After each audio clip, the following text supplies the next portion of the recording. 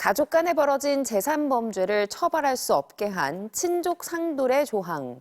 그동안은 국가가 가정의 일에 간섭하지 않는다. 이런 입장이었는데요.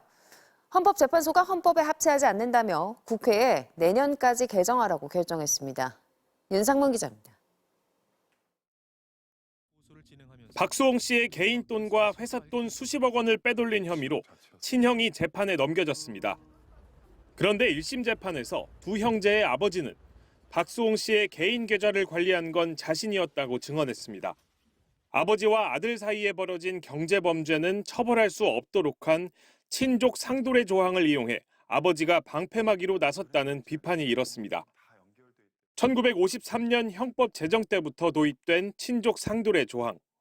부모나 자녀 등 직계 혈족과 배우자 사이에 벌어진 재산 범죄는 처벌할 수 없게 했습니다.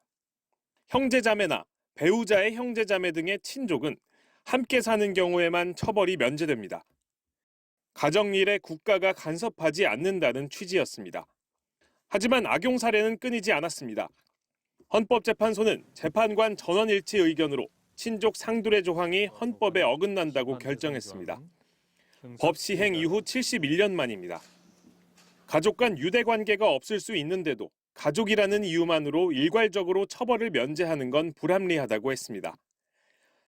미성년자나 질병, 장애 등으로 가족과 친족 사회 내에서 취약한 지위에 있는 구성원에 대한 경제적 착취를 용인할 우려가 있습니다. 그러나 조항의 일부 필요성은 인정했습니다.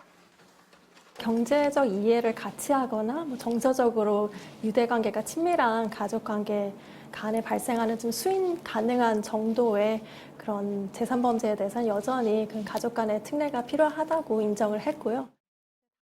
헌재는 어떻게 고칠지는 사회적 합의를 거쳐야 한다며 일단 적용을 중지하고 내년 말까지 국회에서 법을 개정하라고 주문했습니다.